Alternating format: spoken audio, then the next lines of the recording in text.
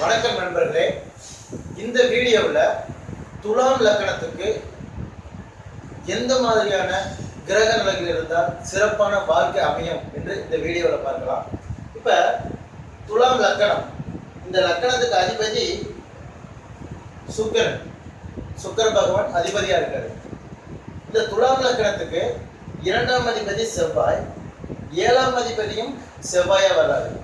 அப்ப இந்த 2 கிரகங்களும் 6, 8, 12ஆம் இடங்கள்ல போய் மறைஞ்சிருக்க கூடாது. அந்த மாதிரி இருந்தாதான் வாழ்க்கை துணை விரைவாகவும் தடையில்லாமலும் அமையும்.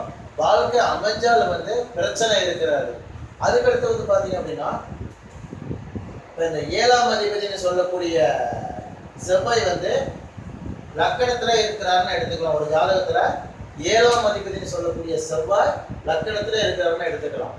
அப்ப இந்த இந்த லக்கணாதிபதி, துலாம் லக்கணாதிபதி அது ஆணா இருந்துச்சு அப்படின்னா, 7ஆம் அதிபதி பெண் வீட்டு, இதுதான் மனைவி ஸ்தானம். இந்த மனைவி ஸ்தானத்துக்குள்ள ஒரு கிரகம் லக்கணத்துல இருந்துச்சு அப்படின்னா, அதாவது கணவனுடைய பேச்சுக்கு அந்த மனைவி கட்டுப்படுவாங்க.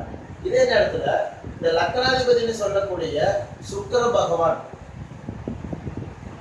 7ஆம் இடத்துக்கு போயிட்டாருன்னா, இந்த ஜாதகம் இந்த துலாம் லக்னம் ஒரு ஆணா இருந்துச்சு அப்படின்னா, அவரு பெண் வசப்படுவார், அவர் மனைவிக்கு தான் கட்டுப்படுவார்.